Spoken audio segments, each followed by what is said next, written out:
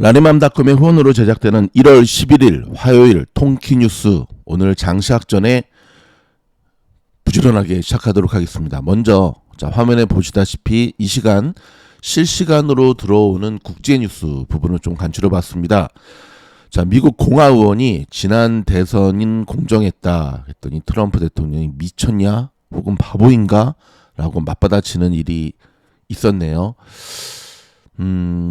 여전히 트럼프 대통령 측에서는 지난 대선에 대해서 부정선거다라는 입장을 굽히지 않는 모양새입니다. 그런 가운데 미국에서는 트럼프 대통령을 죽이러 가겠다라고 한 정신병자가 또 하다가 붙잡히는 일이 발생했는데, 정말 오미크론이 뇌로 들어갔나 정신병자들이 많은 것 같습니다. 여러분, 특별히 미국에서 저희 방송을 들으시는 미주노 가족 여러분, 사람들이 제가 이렇게 다니다가 보면 사람들이 몇 년 동안 이 코로나 때문에 지쳐 있잖아요. 그러다 보니까 조그만 일에도 인간이 하지 말아야 될 행동들을 하는 것들을 보게 되거든요. 그러니까 특별히 여러분, 똥이 우리가 무서워서 피합니까? 더러워서 피하죠. 이상한 사람들 대응하지 마시고, 대응하지 않는다고 또 무사 안전이 보장되지도 않더라고요. 그러니까는 항상 스스로 코로나도 조심하시고 정신병자도 조심하시면서 무탈할 수 있기를 기대하겠습니다. 이탈리아 소식 들어왔네요. 백신 안 맞고 시내버스 탔다가 54만 원의 과태료를 물렸다라는 소식인데, 아시다시피 유럽 쪽은 지금 굉장히 강력하게 이 오미크론 확산세가 너무 하다 보니까 강력한 이런 조치를 취하는 기사인데, 이런 가운데 또 영국에서는 더 이상 집단적으로 백신을 맞아서는 안 된다. 이제 그 시절은 그렇게 해서는 안 된다라고 하는 위드 코로나와 함께. 그러니까 영국은 지금 보면 작년 때부터 시작해서 계속 코로나와 위드 코로나 정책을 고수해 가고 있거든요. 그러니까 이제 프랑스 쪽에서는 또 영국을 향해서 미쳤냐 막 이렇게 한 소리 하고 있는데, 아무튼 정말 정신이 없습니다. 일본의 신규 감염자도 6,239명으로, 일단 일본 같은 경우는 주일 미군의 확진이 좀 문제가 되는 것 같은데요. 그동안 자기네들 잘해가지고 K방역보다 훨씬 잘한다고 헛소리하고 있었는데, 알고 봤더니 코로나 검사를 안 하거나 돈을 내고 검사를 받아야 되는 상황이었던 것이 나타났던 거죠. 과연 일본스럽습니다. 미국의 코로나 입원 환자 수가 14만 명을 넘어 역대 최대화로 지금 돌파하고 있고요. 일단은 어제도 그 팍스뉴스 기자랑 백악관 대변인이랑 좀 설전을 한 것이 좀 기사에 나왔는데, 일단은 지금 상황에서는 계속해서 바이든 행정부의 입장은 그렇습니다. 백신을 맞아라. 그러면 코로나 걸려도, 오미크론 걸려도 가볍게 지나가지 않느냐. 지금 병원에 입원한 환자들은 대부분 백신을 맞지 않은 자들이다라는 얘기를 고수하고 있는 거고, 이제 이 반대편 측의 사람들은 그것이 바이든 행정부의 전부냐, 너희의 전부냐, 그것이 코로나에 대한 너희의 그 플랜의 전부냐라고 이렇게 몰아붙이고 있는데, 서로 자기 말만 하고 이렇게 갈라지는 모습이 마치 푸틴과 바이든의 모습을 보는 것 같네요.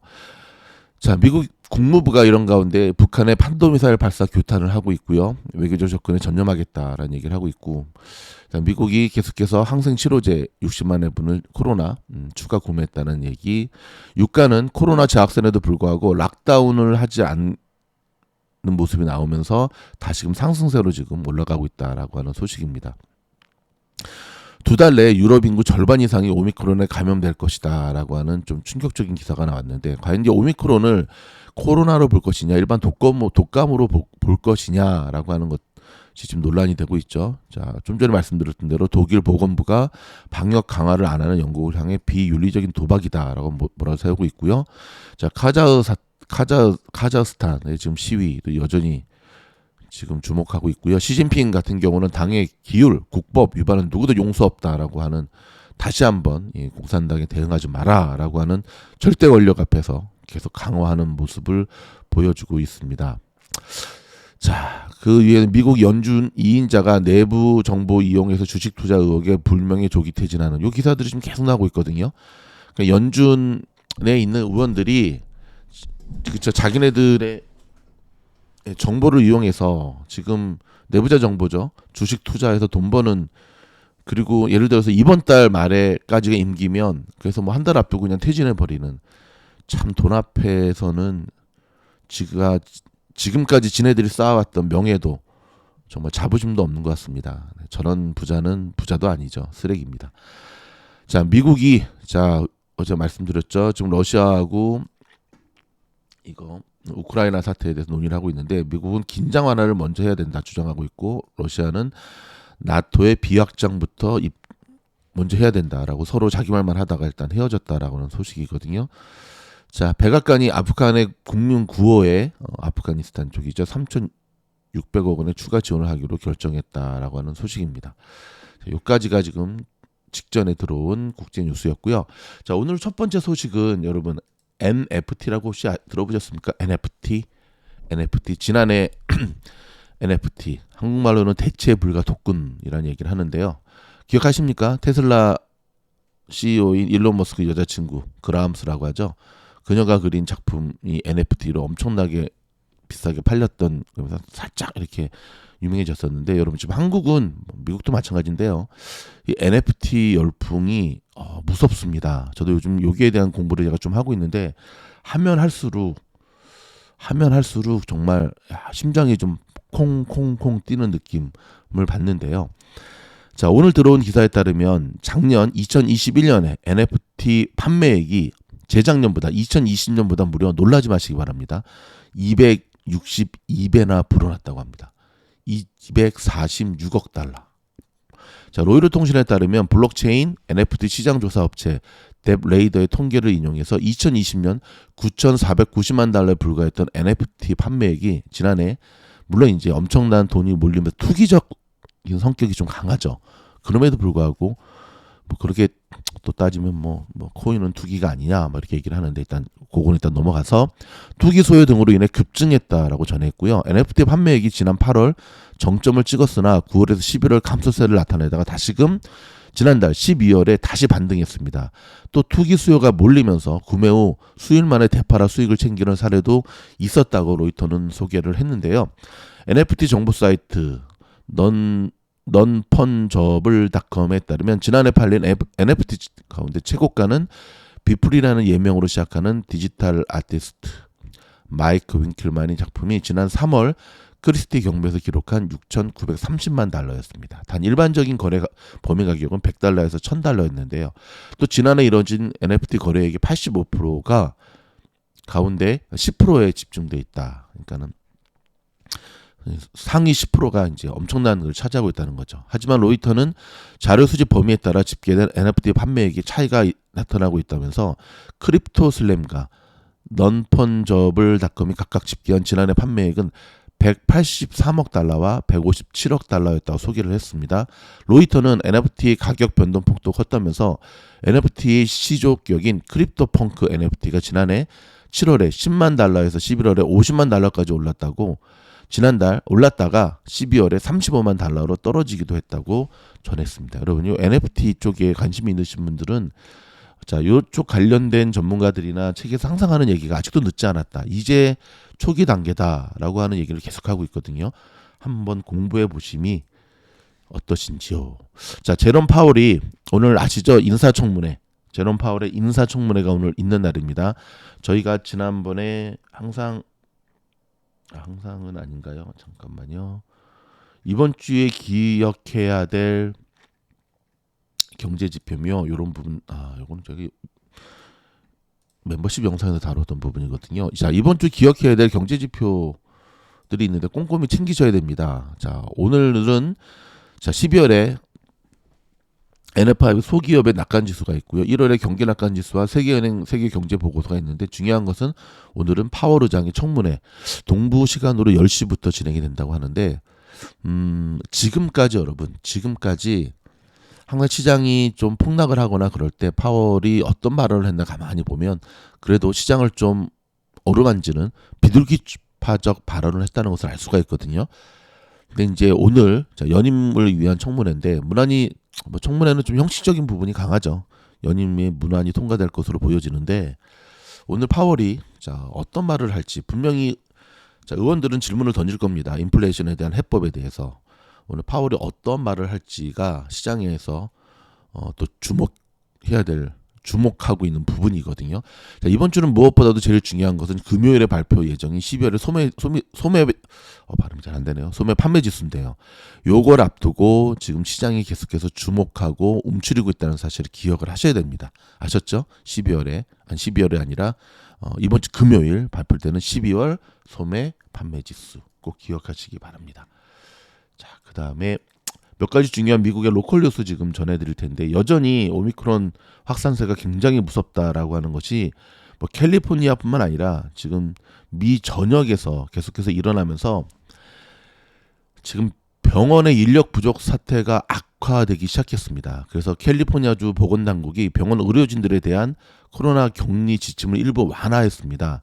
예를 들어서 주내 의료 종사자들은 다음 달 1일까지 코로나에 감염되었더라도 무증상일 경우에는 격리 기간 없이 직장에 복귀할 수 있도록 조치했다고 하는데, 문제는 본인들이 별로 복귀하고자 하지 않는 거죠. 이런 가운데 CDC가 코로나 확진자의 급증을 이유로 이웃 나라인 캐나다로 여행을 가지 말 것을 권고했습니다. CDC는 코로나 여행 경보에서 캐나다를 최고 등급인 4단계로 상향 조정했습니다. 일단 각 나라들이 국경을 좀 걸어 잠그고 있는 모양새죠. 자, 미국인들이 코로나 대유행이 시작된 초창기에 임신을 미뤄왔던 것으로 나타났네요. 주별로는 코로나로 실업률이 급등한 곳에서 9개월 후에 출산율 감소폭이 더 컸고요. 고등교육을 받은 여성, 적어도 한 명의 아이를 둔 여성, 30대 후반부터 40대 초반까지의 여성에게서 출산율 감소가 커진 것을 알 수가 있습니다. 자, 오미크론이 급속히 퍼지면서 전 세계적인 코로나 확산세가 꺾이지 않고 있는 가운데 화이자와 모더나가 올해 오미크론 전용 백신을 내놓을 계획입니다. 화이자는 3월쯤에 공급이 가능하다고 밝히고 있고요. 모더나는 가을쯤에 백신 시판이 가능할 것으로 전망하고 있는데, 과연 오미크론이 가을까지 갈 수 있을까요? 좀 더 지켜봐야겠네요. 미국에서 유전자를 조작한 돼지의 심장을 말기 심장질환 환자에게 이식하는 수술이 의료계 최초로 진행이 되었습니다.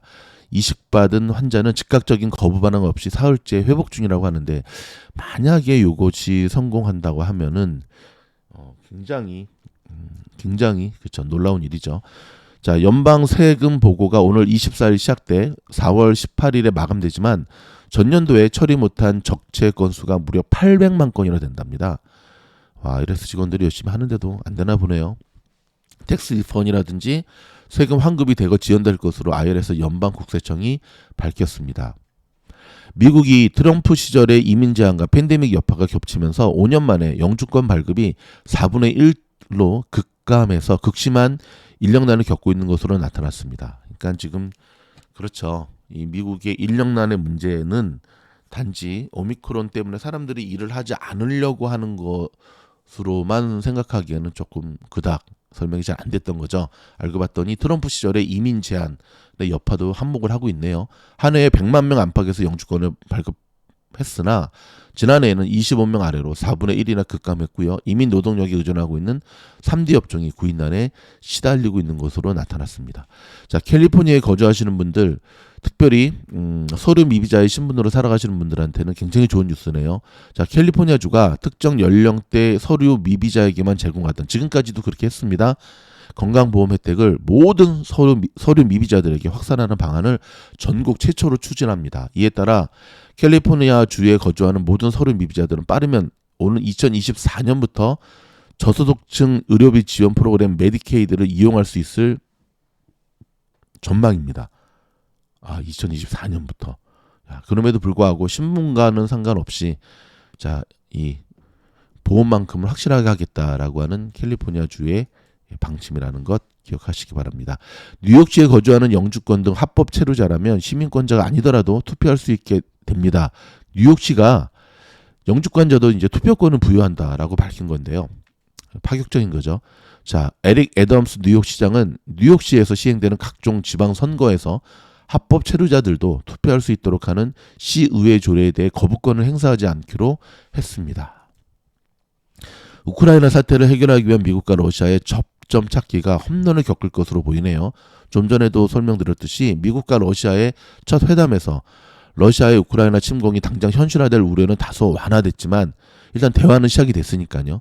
양측의 의견이 팽팽히 맞선 상황이라 해결책을 놓고 상당한 시간 줄다리기를 벌일 것으로 예상이 됩니다. 오징어 게임 보면 줄다리기 하면 어떻게 이기는지가 나와 있는데, 연방준비제도가 당초 예상보다 기준금리를 더 많이 인상할 것이라는 관측이 잇따르고 있습니다. 전문가들은 치솟는 물가를 잡기 위해 연준이 당초 예상했던 것보다 통화 긴축의 고삐를 더 조일 수 있을 것으로 보고 있는데, 어저께 골드만삭스가 올해 4번 정도 인상할 것이다라고 하는 그러한 보고서를 내놓으면서 시장이 좀 출렁거렸잖아요. 근데 뭐 4번이든 5번이든 일단 지금 미국 주식 시장은 이 금리 상승에 대해서 좀 적응해 가는 과정이다. 그렇죠. 지난주부터 시작된 일단은 1월 달에 조정이 일단은 그런 부분들을 좀 완화하면서 나가는 부분이고요. 어저께 굉장히 많이 빠졌지만 중간에 또 저가 매수가 들어오면서 결국은 뭐 나사 같은 종목들은 상승세로 마무리가 되었고, 또 지금 뉴스를 녹음하고 있는 시간이 이제 장시작하기 22분 전이거든요. 이 시간에 보면, 자, 선물 시장을 딱 보시면, 잠깐만 조금, 예, 여기 좀 보이십니까? 화면에. 예, 후반에 좀 밀리긴 하고 있지만 그래도 지금 다우를 제외하고는 S&P 500, 나스닥, 러셀 2000 플러스로 지금 마무리되려고 무진장 노력을 하고 있죠. 좀 전까지는 되게 좋았는데, 자, 유가는 아까도 말씀드렸듯이 오미크론 확산세에도 불구하고 오미크론이 확산이 되면 유가가 떨어지거든요. 근데 정부들이 락다운은 없다라고 하는 것들을 계속 밝히면서 유가가 오늘도 79.27, 에너지주를 우리가 계속해서 주목해야 될 이유를 다시 한번 우리에게 알려주네요. 지금 미국의 제조업체들은 오미크론의 일손 부족이 너무너무 심각해지면서 임원들이 직접 나가서 일을 하고 있고요. 뭐 고교생도 뽑고 뭐 그냥 난리도 아니랍니다. 여러분, 이 인플레이션 못지않게 이 일손 부족의 고용의 문제가 해결되지 않으면 상당히 힘든 시간을 보낼 것으로 예상이 됩니다. 일단 어려울 때 저희 통키뉴스와 함께 리스크 관리 잘 하시고요. 그 다음에 실질적인 주식 투자의 갭을 메우는 그런 도움을 받기 원하시면 미주노래 멤버십에 가입하셔서 어려운 때 함께 이겨나갈 수 있기를 바라겠습니다. 저희가 아침 일찍 준비한 통키뉴스는 여기서 마무리합니다. 좋은 하루 되시기 바랍니다. 고맙습니다.